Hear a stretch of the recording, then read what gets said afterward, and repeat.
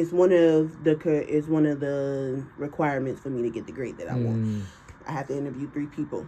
So, and I wanted you to be one of them. All right. And okay, I guess we can start by introducing ourselves. I'm Tamia Commander. Right. I go by Ty. Ty. And No problem. I'm a film and media major. Okay. So, and I want to. My process is I have to do 2 years here, and then I get transferred to Columbia to do my 4-year major there. Right. And I want to get my feet wet in the 2 years that I'm here in video editing. That's one of the things that I want to learn before I go over there. So I just want to ask you a couple of questions. I wrote them down.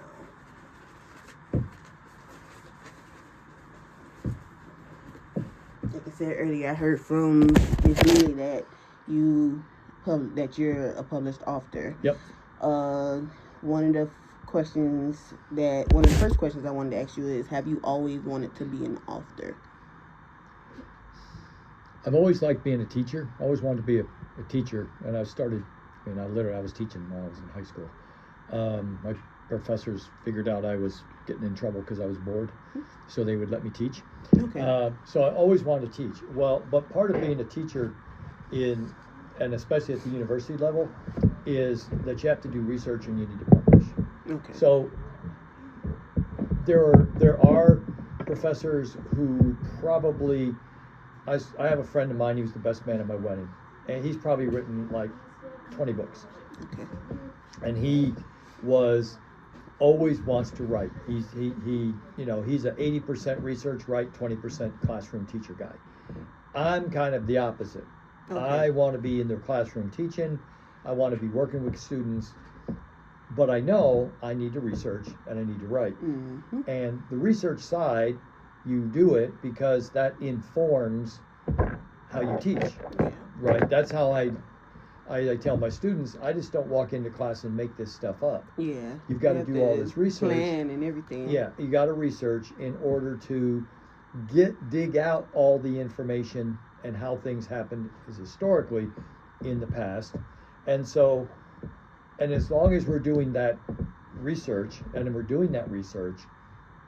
then when I find things that people don't know, the bigger way that I can get that information out is to write it out and publish it. Okay?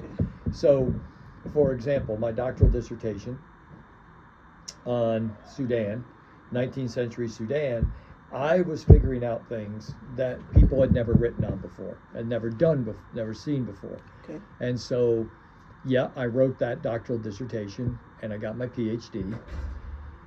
In the course of doing that research, there was stuff that I was finding that was interesting, but it didn't kind of fit in the dissertation. Okay. So then I put a chapter in a book, it's over there, on women in the state. It's only about how women were classified into 3 different categories and how they were treated by the Islamic government of Sudan after a certain point, right? And it basically was chattels, captives, and companions. Okay, so there were some women that were just classified like slaves. There were some that were classified as captives, and then there were some, but they were given rights. They weren't slaves, but they were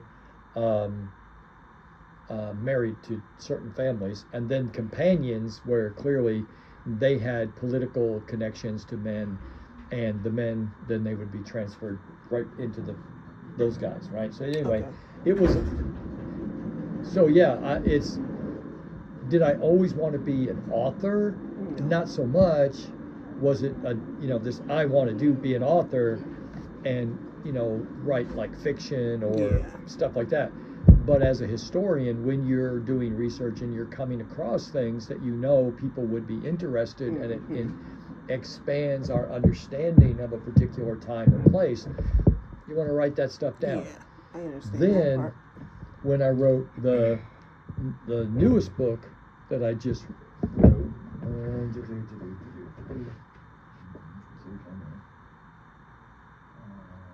History of the Middle East. Where is it? I wrote a history of the Middle East since 1500. That that was because when I'm teaching Middle Eastern history, I was having trouble finding a really good textbook. Okay. There were textbooks that were extremely well written, lots of information in them, but they're like 400 pages, right? And students aren't going to read it. No. They're not going to read it, okay? And they didn't always follow my lecture formatting, the way I taught the Middle East. Okay. So what I decided with a co-author, we decided that what we were going to do is we were going to write a textbook, which is really sort of a primer textbook. It will cover all the stuff from 1500 to 2021, 2022. And then professors could go deeper in any area with other stuff they want to, right? Mm-hmm. But it was something that was shorter, easier to read, and it would cover the material better for the students, and it would fit the way I like teaching. So it's laid out. It also had in it, because I'm a geographer too, it had meteorology and the environment in it. You know, subsurface groundwater, all kinds of stuff where you can find textbooks on the Middle East that talk about the environment, Mm-hmm. and you can talk, but they don't talk about the political, economic, and social history. You can get into textbooks that talk about the political, economic, and social history, but they don't have the environment. Gotcha. So we tried to write one that did both. Okay. All right. Okay. So we tried to do that. So that was the latest one. That was like 2023 that I wrote.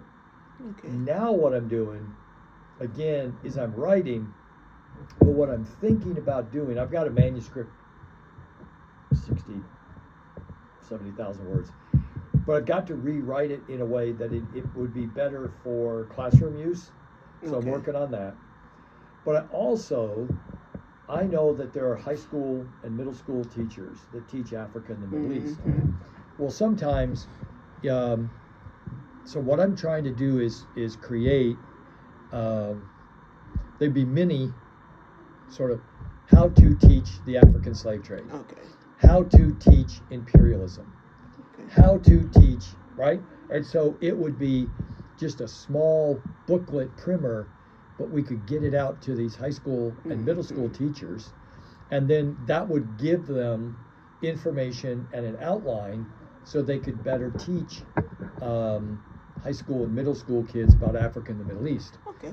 So it isn't like I'm not going to win a Pulitzer Prize for this thing, right? But it's always been, for me, it's always been about getting information out. It's just, to me, it's another form of teaching. I can teach verbally, but I can also teach physically in the written word where people are reading.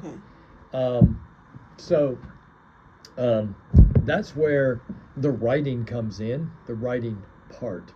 And historians, basically, when you get into and you're doing research, it's fun. The research is fun. And then, of course, at the other end of it, you want to write out your results. But that's because we get to read diaries. We get to read people's personal letters. We get all kinds of, into all kinds of stuff that once they're gone, it's 100 years later. So I'm reading somebody's diary that they, at the time, would not want anybody to read, right? But I get to read it as a historian, right? And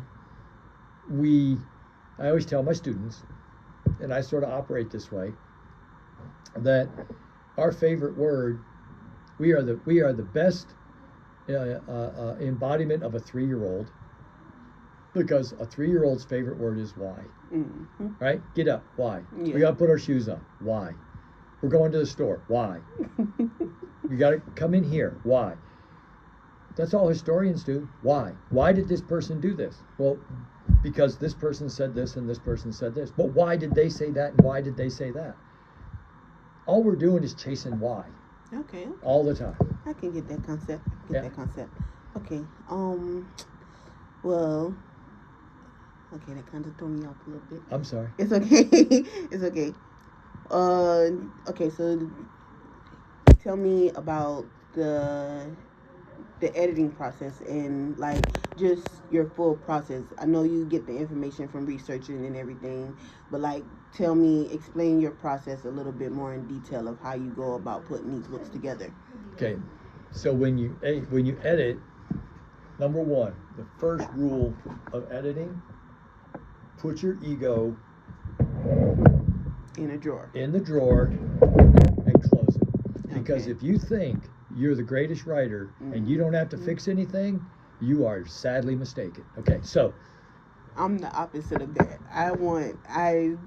I doubt myself a whole lot because well, but you still can write. yes, because I'm actually, I wouldn't say I'm a writer, but I've been writing short stories since I've been in middle school. Yeah. And they're just like random short stories Yeah. of ideas that I get in my head, and Yeah. I'm currently in the process of writing my own book. Yeah. So me learning this editing process and everything will help me gather the information that I need to write my book as well. So. Right. So you need to, and again, I think sometimes the short story, the poem, right, the novel, those editing processes can be a little different than the historian. Okay. Because an historian, when I'm editing and working through, one of the things I have to do that you don't, I've got to have evidential base for everything I say. Okay. I have got to, those footnotes have got to be there, right? Yeah. I have got to be able to, for my reader, that as they're reading, if they've got to understand, here's where I got this information. This is the culmination of 4 or 5 different converging research lines, and this is the story we got. Okay. Okay. Does that make sense? Yeah, that makes sense. That makes So, a whole lot of sense. You historical guys that edit, that when I'm editing, so we also, you want to always make it easy on your reader. Okay. Don't make it easy. Make it easy on your reader. Don't make it hard for your reader to read what you're doing, what you want to say. Reduce the number of words down. Understand your audience. Reduce the number of words.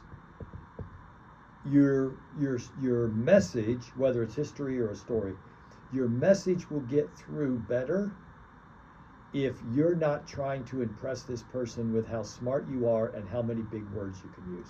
Okay. Does that make sense? Mm-hmm. So whenever you're editing, double check yourself that you're turning pronouns into nouns. Okay. So people don't get lost. If you have too many he or she and he and they and them, people can get lost. So take those pronouns and turn them into nouns. Shorten the sentences down. Is your paragraph construction correct, right? Okay. So and the other piece of editing that is useful is when you get other people to read it.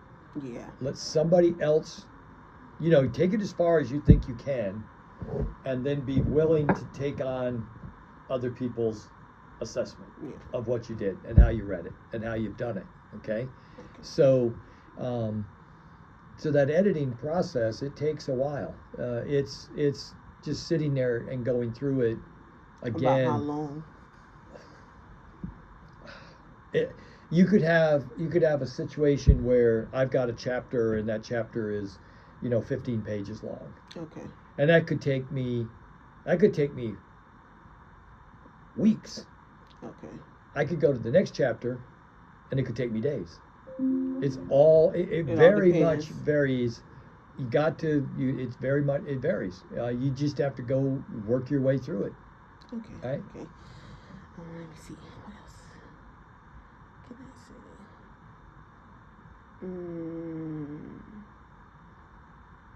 Do you have any advice on people who want to publish a book or get in the process of,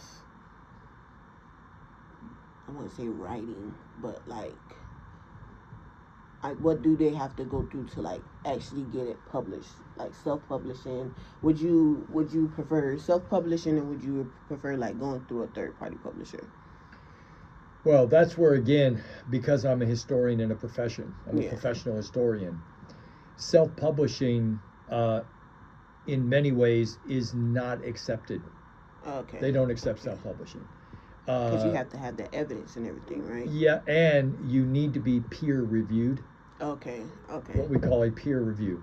So what's happened then is I put it out there, whether I send it to a journal or I send it to a book publisher, they will then get other historians to read it. Okay.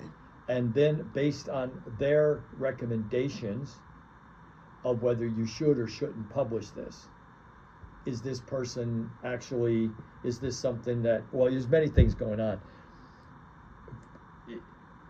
Does this you have to understand, what does this publishing house publish? And who are you publishing for?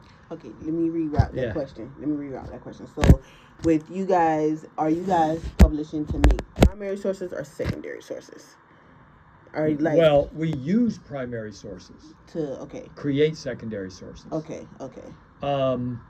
On a case, so I will always use primary sources. My work will always be a secondary source. Okay. It will never be a primary. Okay. It'll be a secondary source. Now, it may have some very unique and new information in it, which was never known before, Okay. because those primary sources I was using hadn't been viewed from those angles Okay. or put together in a particular way. Okay. Okay. But self-publishing for us as academics, generally, that isn't going to, now it would work perfectly for people like yourself who want to write short stories, my wife is a children's librarian. Okay. So a lot of people that are the library books that she's reading to 4 and 5 year olds, and 5 and 6 and 7 and 8 year olds are taking out, a lot of that can be self-published. Okay. Okay. Right? That doesn't necessarily have to be peer reviewed. It could be. But self-publishing, and then of course with the internet, are you publishing hard, or you just is it digital publishing? Right now it's digital publishing, Yeah. but I want it to become hardcover. Mm-hmm. So. Yeah. So, but the key is you've got to begin to sort out what publisher who are you writing for? Who are you writing to? Okay. Right?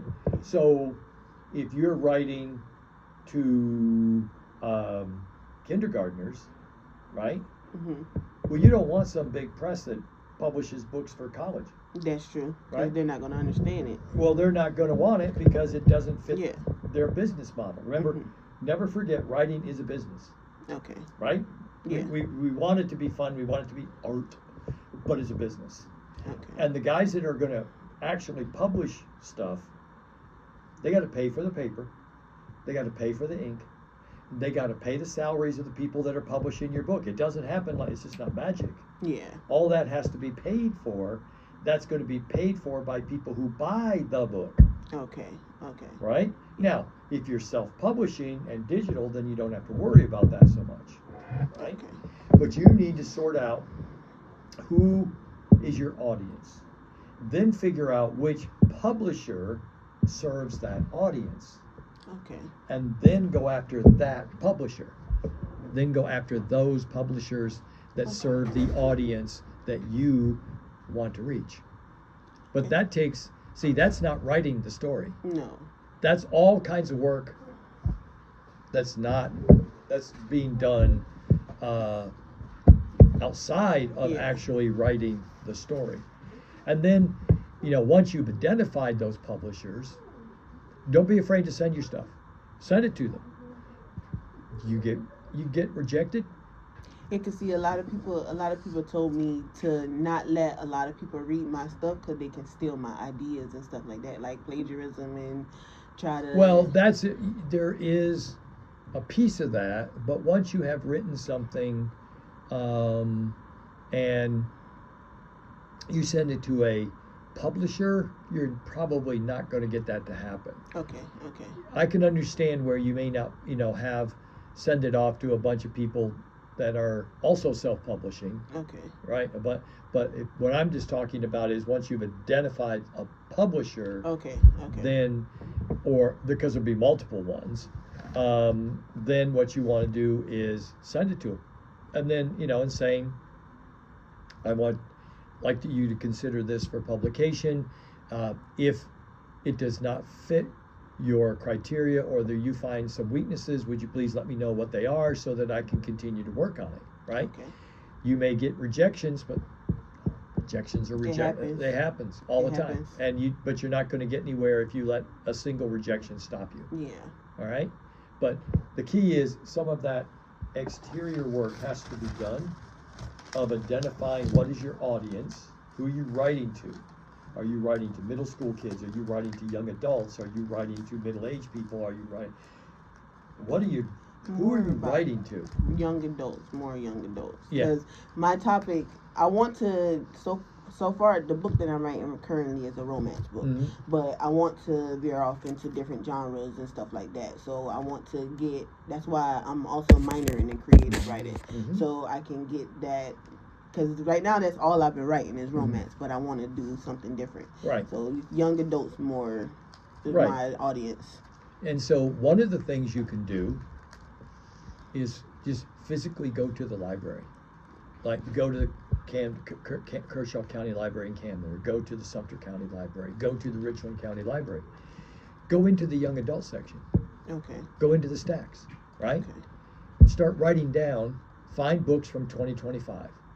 Okay. 2024, 2025, 2026 that have been published, right? Okay. Who's publishing them? Okay.